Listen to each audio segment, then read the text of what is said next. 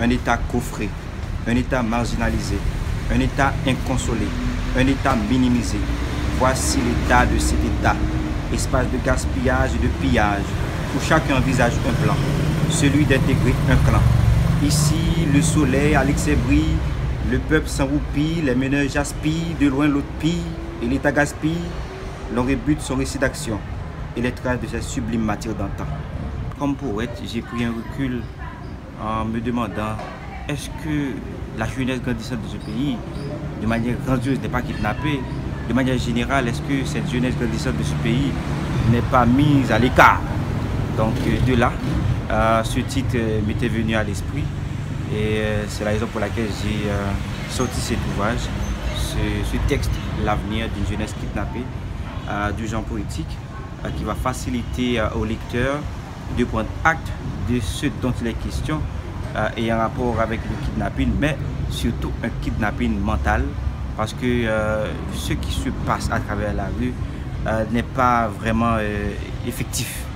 Donc, quand on prend un recul, on arrive à voir des dimensions multiples, mais surtout un angle politique, un angle poétique et un angle social qui nous montre certainement que la société est dans une situation macabre.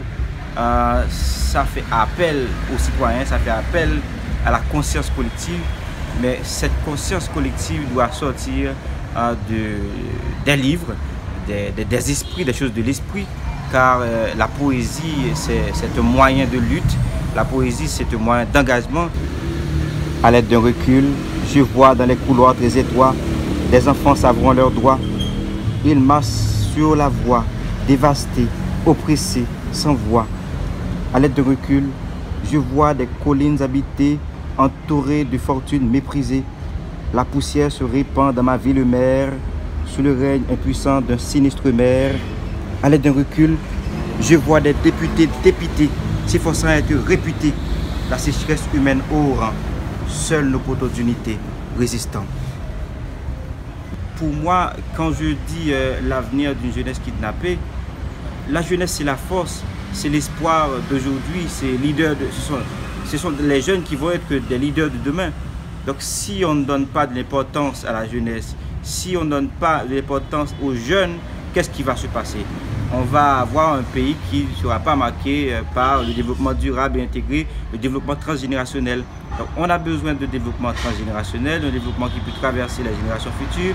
Donc on doit prendre acte du grand besoin de prioriser la jeunesse. La jeunesse est dessinée sur une incertitude enracinée, face à un lendemain fasciné, auquel elle attend opiner. Elle opine encore sur les épines, loin des fleurs adulées, loin des risques calculés, loin de la justesse bien articulée, véhiculée, stipulée, dans ses veines comme des vers sourds, des vers tranquilles qui exploitent la douceur de chaque lettre. C'est mon premier recueil de textes de poésie. Avant ce texte, j'ai sorti 7 sucres pour passer de 0 à héros, révélation de cette entrepreneur succès.